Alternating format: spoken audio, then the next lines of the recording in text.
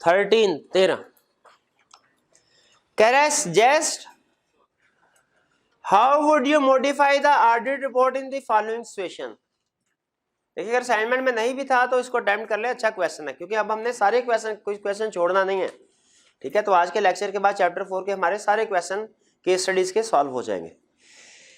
पहली सिचुएशन जरा गौर से पढ़िएगा, कह रहे हैं a client of your firm has a history of tax contingency, tax contingencies को अंडरलाइन कीजिए, arising out of appeals pending at various level. कहता है बहुत से लेवल पे, कभी एफबीआर में पड़ी है, कोई कोर्ट में अपील पड़ी है। कह रहा है टैक्स के इश्यूज हैं, टैक्स वालों की आदत है पैसे मांगते रहते हैं और हमारी आदत है हम अपील फाइल करते रहते हैं, ना वो बाज आते हैं ना हम। कह रहा है company has disclosed all such contingency along with the estimated amounts in accordance with accounting standard. Company ने ये सारी की सारी कंटिजेंसी डिस्क्लोज कर दी हुई हैं। डिस्क्लोज्ड को अंडरलाइन कीजिए, क्वेश्चन में क्लियरली कह रहा है डिस्क्लोज्ड। अगर मैं सॉल्यूशन में लिखूं if contingencies have been disclose तो ये करेंगे, if not have been disclose तो ये करेंगे, क्या ये सॉल्यूशन सही है? गलत है। एग्जामिनर कहता है भाई क्वेश्चन तो ध्यान से पढ़ लिया करो, मैंने क्वेश्चन में लिख दिया है कि जब डिस्क्लोज कर दिया है तो फिर सॉल्यूशन में क्यों लिख रहे हो कि अगर डिस्क्लोज किया तो ये, नहीं किया तो ये। क्वेश्चन में जो इंफॉर्मेशन हो उसके मुताबिक हमने सॉल्यूशन देना। कह रहा डिस्क्लोज कर दिया, अच्छा किया। Assume that the aggregate sum of these contingencies is material, assume करे इफेक्ट मटेरियल है। अच्छा मुझे बताइए कि क्या नॉर्मली टैक्स कंटिजेंसीज पे हम एमसीज और मैटर पैराग्राफ इंक्लूड करते हैं या नहीं करते? शाबाश, नहीं करते। लेकिन अगर कोई टैक्स से रिलेटेड इशू ऐसा हो जो बहुत ही एक्सेप्शनल नेचर का है, जैसे वो आपको याद होगा एक क्वेश्चन में था, कहता पिछले 5 सालों की असेसमेंट खोल ली एफबीआर वालों ने, उन्होंने कहा जी पिछले 5 सालों की हम दोबारा आपका टैक्स देखेंगे, आप कम पे तो नहीं करते रहे। अब वो एक तरह से रेगुलेटरी एक्शन होता है एफबीआर का जो कंपनी के खिलाफ शुरू हो गया है। वो एक और भी था, major inquiry into affairs of tax, into tax affairs of company, याद है इस तरह का केस? अगर इस तरह का केस हो ना कि मेजर इशू अराइज हो जाए, कंपनी के खिलाफ मेजर इंक्वायरी स्टार्ट हो जाए टैक्स अफेयर्स में, उस पे एमसीज ऑफ मैटर दे सकते हैं, वरना नॉर्मली एमसीज ऑफ मैटर नहीं देते। बताइए ये कोई मेजर केस है, एक्सेप्शनल केस है कि रूटीन नेचर की टैक्स कंटिजेंसीज है? इन पे एमसीज ऑफ मैटर आएगा क्या? नहीं आएगा, नहीं आएगा। तो एमसीज ऑफ मैटर नहीं आएगा इस केस में। लेकिन की ऑडिट मैटर आएगा, की ऑडिट मैटर आएगा। अब की ऑडिट मैटर क्या है ये आपको कंसेप्ट थोड़ा सा बताया हुआ है ना, डिटेल में नहीं बताया लेकिन थोड़ा सा कंसेप्ट बताया कि ये वो चीजें होती हैं जो बहुत ही सिग्निफिकेंट होती हैं और हम डायरेक्टर्स को कम्युनिकेट करते हैं। की ऑडिट मैटर रिपोर्ट में भी पढ़ा था। तो की ऑडिट मैटर अभी तक मैंने आपको सिर्फ इतना बताया कि किस किस मैटर पे की ऑडिट मैटर हम मेंशन करेंगे। तो एक क्या बताया, चेंज इन काउंटिंग वाली, उसके साथ दूसरी एग्जांपल लिख ले की ऑडिट मैटर की। ये टोटल हमारी कोई 8-10 एग्जांपल्स बन जाएगी सेशन एंड तक। पहली एग्जांपल क्या थी? Change in counting policy. Change in estimate पे तो नहीं था, चेंज इन काउंटिंग पॉलिसी पे था। दूसरी example tax contingencies, tax contingencies पे की ऑडिट मैटर इंक्लूड करते हैं, एमसीज ऑफ मैटर इंक्लूड नहीं करते। टैक्स कंटिजेंसीज दो एग्जांपल्स हो गई, इनको इकट्ठे करते रहे और भी साथ साथ जैसे जैसे क्वेश्चन आएंगे मैं ऐड करवाता जाऊंगा आपको। जी जी, नहीं मेजर वाली पे तो हम एमसीज ऑफ मैटर पैराग्राफ देंगे ना, ये रूटीन वाली पे होगा, क्योंकि रूटीन में टैक्स कंटिजेंसीज को वेरीफाई करना थोड़ा मुश्किल होता है, ये हमारे लिए अहम मैटर होता है। की ऑडिट मैटर का मतलब very important matter for auditor. की ऑडिट मैटर का मतलब क्या है? जी बिल्कुल बिल्कुल, क्लाइंट ने तो सारा करना है, ये की ऑडिट मैटर रिपोर्ट में आता है।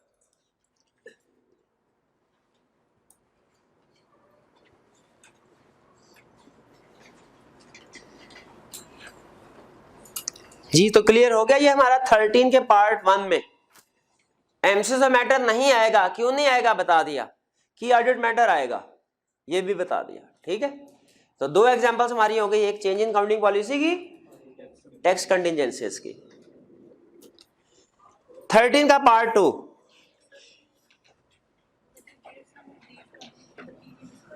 Aggregate sum of this contingencies material, कह रहा है इसका इफेक्ट मटेरियल लेना, परवेसिव ना लेना या इमटेरियल ना लेना, खुद से बता दिया ना, ठीक है। तो वो हमें असल में मिस स्टेटमेंट की तरफ लेके जाना चाह रहा है, हालांकि यहाँ पे मटेरियल और परवेसिव रेलिवेंट ही नहीं है, रेलिवेंट ही नहीं है। वो तो उस वक्त रेलिवेंट होता है जब मिस स्टेटमेंट स्कोप लिमिटेशन हो, ठीक है। लेकिन हमें कंफ्यूज करना चाह रहा था कि हम फौरन मिस स्टेटमेंट की तरफ चले जाएं, स्कोप लिमिटेशन की तरफ चले जाएं। Second, you are appointed as the auditor of a company after the year end, that is June 30, 2005. Hence, you have not been able to physically observe the counting of inventories at the year end. आप inventory count नहीं कर सके year and में, year and के बाद appoint हुए। Further, alternative audit procedure could not be performed due to nature of company's record. Alternative procedure भी आप परफॉर्म नहीं कर सके। इफेक्ट बताया उसने कोई? मटेरियल है तो, परवेसिव है तो, एडवर्स कह रहा है भाई। अच्छा डिस्क्लेमर का है, मुझे एडवर्स की सॉरी। अच्छा बताइए क्या रिपोर्ट पे क्वेश्चन खत्म हो गया? क्यों खत्म क्यों नहीं हुआ? Emphasis of other matter paragraph, ये कौन सा पैराग्राफ होता है? Emphasis of other matter paragraph, emphasis of matter paragraph आएगा। एक मिनट हरी, और कोई नहीं बोलेगा मेरे भैया। एम्फसिस ऑफ मैटर पैराग्राफ क्यों आएगा? हाँ जी, हाँ अदर मैटर पैराग्राफ आएगा, एम्फसिस ऑफ मैटर नहीं आएगा, अदर मैटर। इसमें किस लफ्ज से हमें लगा कि पिछले साल का ऑडिट किसी और ने किया है? पॉइंटेड के लफ्ज से, ठीक है। वरना अगर पिछले साल का ऑडिट हमने किया होता तो वो रीपॉइंटेड करता। तो यहाँ पे अदर मैटर पैराग्राफ आएगा। क्या अदर मैटर पैराग्राफ की मैंने ड्राफ्टिंग की एग्जांपल आपको सिखाई है? बाकी सिखाई है, फिर से सोच रहे, क्योंकि नॉर्मली आप लोगों को आदत है मुकर जाने की, और मेरा ख्याल आप भूल गए कि आपने मुकरना होता है। बताइए क्या मैंने एमसीओ मैटर अदर मैटर की ड्राफ्टिंग की एग्जांपल सिखाई है आपको कोई? है ये भैया चैप्टर 4 है आपके पास, चैप्टर 4 वॉल्यूम 1 में जाके देखें, वहां पे एमसीओ मैटर अदर मैटर की एग्जांपल है कि नहीं है। तो बताइए अदर मैटर पैराग्राफ में जब पिछले साल का ऑडिट किसी और ने किया हो, हमने क्या इंफॉर्मेशन इंक्लूड करनी होती है? क्या इंफॉर्मेशन? हाँ ऐसे नहीं आप बताते होते हैं, बताइए क्या इंफॉर्मेशन? क्लास हाथ उठाना है, क्या इंफॉर्मेशन जी? अब 4-5 आ गए, अब जाग पड़े हैं जी। ये बताना होता है कि पिछले साल का ऑडिट किसी और ने किया है, शाबाश। जो उसने टाइप ऑफ ओपिनियन दिया वो बताना होता है, अनमोडिफाइड के मॉडिफाइड, और डेट ऑफ ओपिनियन बताने होते हैं। ले लीजिए। हाँ अगर ओपिनियन मॉडिफाइड हो तो रीजन भी बतानी होती है मॉडिफिकेशन की, ये एक एडिशनल बहरहाल शाबाश। हाँ बता दिया, 3 भी बता दिए काफी है, क्योंकि जो मैंने आपको एग्जांपल दिखाए वो अनमोडिफाइड की थे, शाबाश। चले बाकी दूसरे क्वेश्चन के लिए रख लेते हैं, आगे चलते हैं जी। ये क्वेश्चन 13 क्लियर हो गया जी मेरे भाई?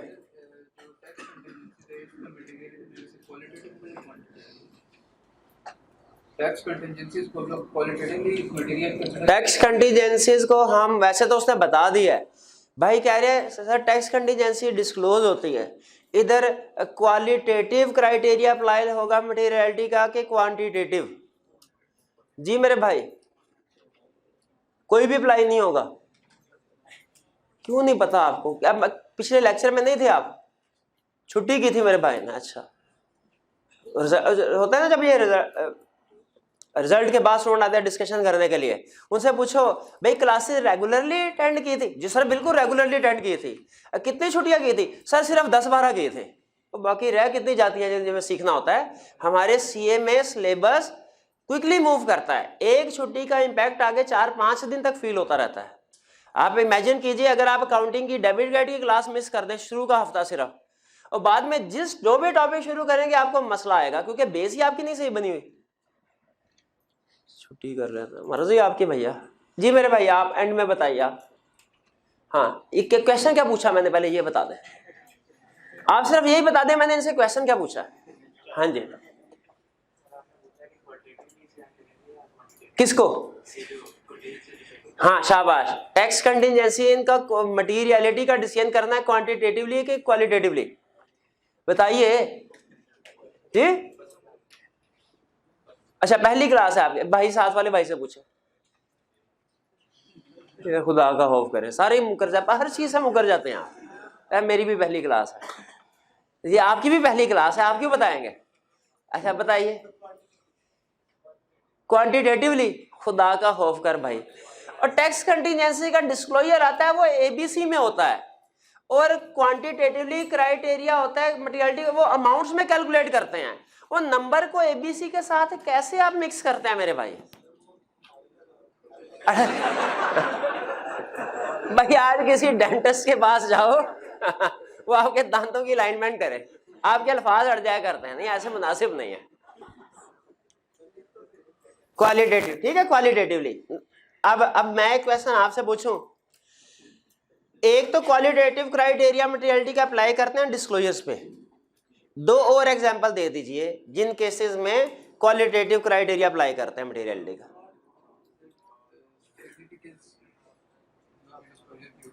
सिग्निफिकेंस डिस्क्लोजर, अच्छा एक रिलेटेड पार्टी का, और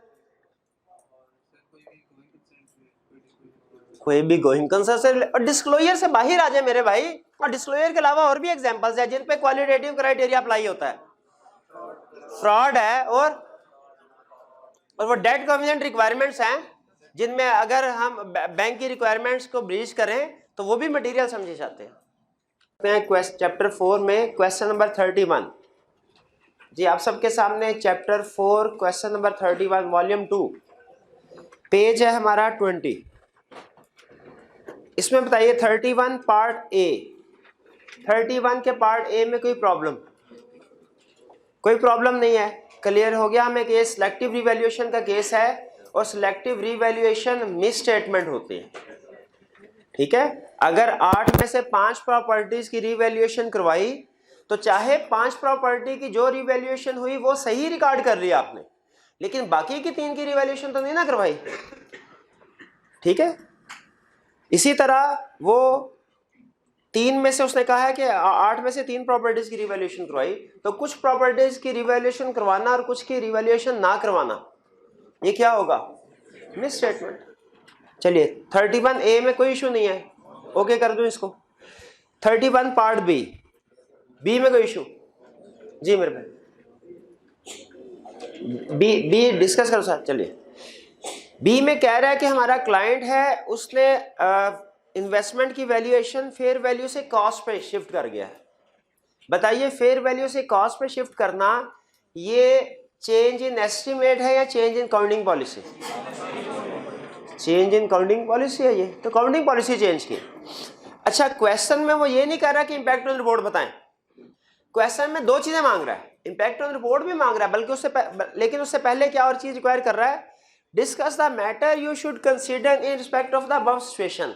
इस सिचुएशन में आप कौन से मैटर कंसीडर करेंगे? हम कहेंगे पहली लाइन लिखेंगे चेंज इन काउंटिंग पॉलिसी है, और फिर दूसरी लाइन में लिखेंगे हम वैल्यूएट करेंगे एज ऑडिटर कि क्या ये काउंटिंग पॉलिसी आईएफआरएस के मुताबिक है कि नहीं, यानी क्या ये काउंटिंग पॉलिसी इसकी अकाउंटिंग और डिस्क्लोजर आईएफआरएस के मुताबिक होने चाहिए।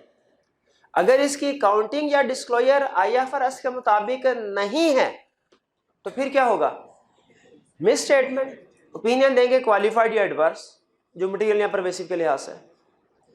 और अगर इसकी अकाउंटिंग और डिस्क्लोजर आईएफआरएस के मुताबिक हैं फिर मिस स्टेटमेंट नहीं, अनमोडिफाइड ओपिनियन देंगे, लेकिन क्या इंक्लूड करेंगे? की ऑडिट मैटर। आपको की ऑडिट मैटर की एग्जांपल बताइए ना, चेंज इन काउंटिंग पॉलिसी, की ऑडिट मैटर आएगा। यहां तक क्लियर है? अच्छा क्लियर है तो मुझे बताइए, मैंने कहा काउंटिंग पॉलिसी जब चेंज हुई तो हमने देखना होता है इसकी काउंटिंग और डिस्क्लोजर। मुझे बताइए जब काउंटिंग पॉलिसी चेंज हो क्या डिस्क्लोजर रिक्वायरमेंट होती है इसकी? क्या कुछ चीजें डिस्क्लोज करनी होती हैं जब काउंटिंग पॉलिसी चेंज हो? आइए सेट नहीं पढ़ा हुआ आपने? नहीं, चले वो एक स्टैंडर्ड है, उसमें वो काउंटिंग भी बताता है और डिस्क्लोजर रिक्वायरमेंट्स भी बताता है। अकाउंटिंग के बारे में कहता है कि ये इसकी काउंटिंग होनी चाहिए रेट्रोस्पेक्टिव। रेट्रोस्पेक्टिव और प्रोस्पेक्टिव का लफ्ज कभी सुना है आपने? हाँ, प्रोस्पेक्टिव का मतलब होता है कि आज से जो भी चेंज करने लगे हैं उसका इफेक्ट इस साल की फाइनेंशियल स्टेटमेंट और अगले सालों की फाइनेंशियल स्टेटमेंट पे आएगा, ये होता है प्रोस्पेक्टिव। रेट्रोस्पेक्टिव का मतलब ये होता है कि जो भी चेंज कर रहे हैं आप उसका इफेक्ट पिछले सालों में और इस साल में आएगा, फ्यूचर ईयर इफेक्ट नहीं होंगे उससे। ठीक है, रेट्रोस्पेक्टिव प्रोस्पेक्टिव।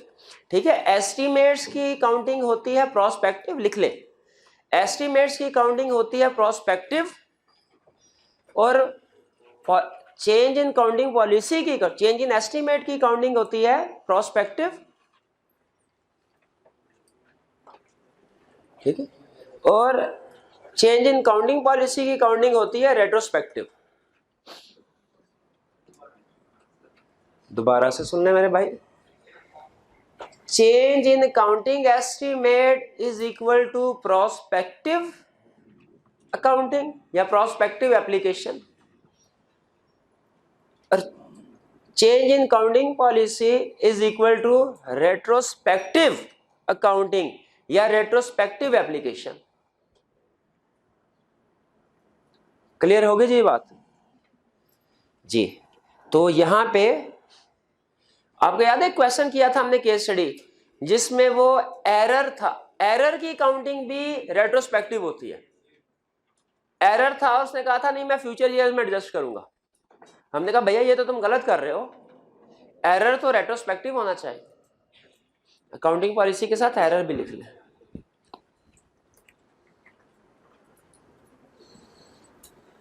जी, क्वेश्चन नंबर 31 में कोई प्रॉब्लम?